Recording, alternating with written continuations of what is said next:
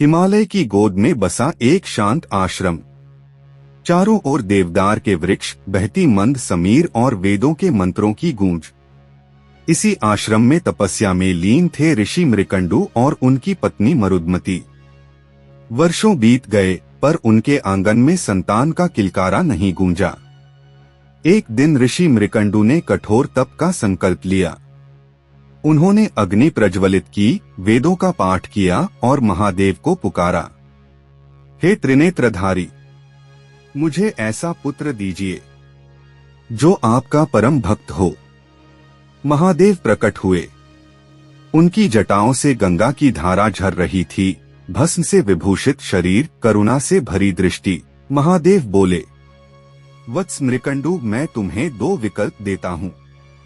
एक साधारण पुत्र जो 100 वर्ष जिएगा, या एक महान शिवभक्त पुत्र जिसकी आयु केवल 16 वर्ष होगी।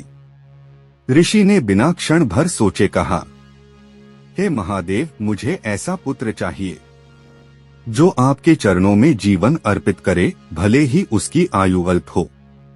महादेव मुस्कुराए और उसी क्षण आकाश में गूंज उठा, तथास्तु। समय बीता और एक शुभ दिन बालक ने जन्म लिया। उसके मुख पर अद्भुत तेज था, नेत्रों में वैराग्य, हृदय में भक्ति।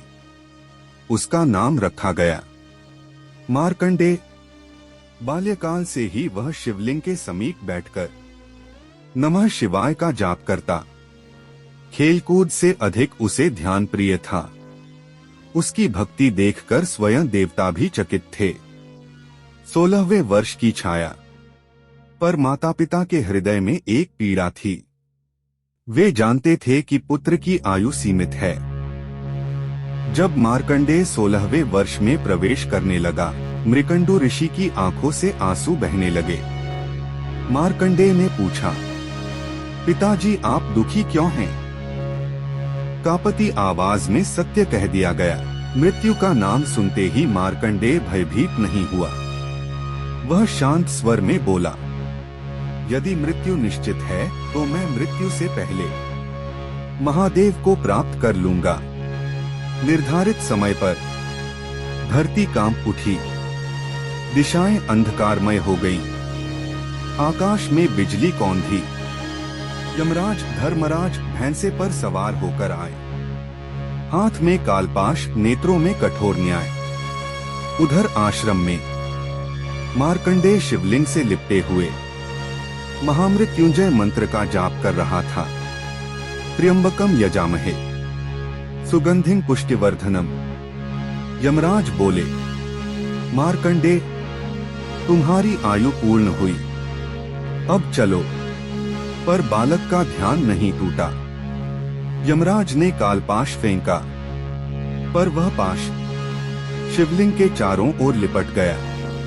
क्षण भर में पूरा ब्रह्मांड थम गया।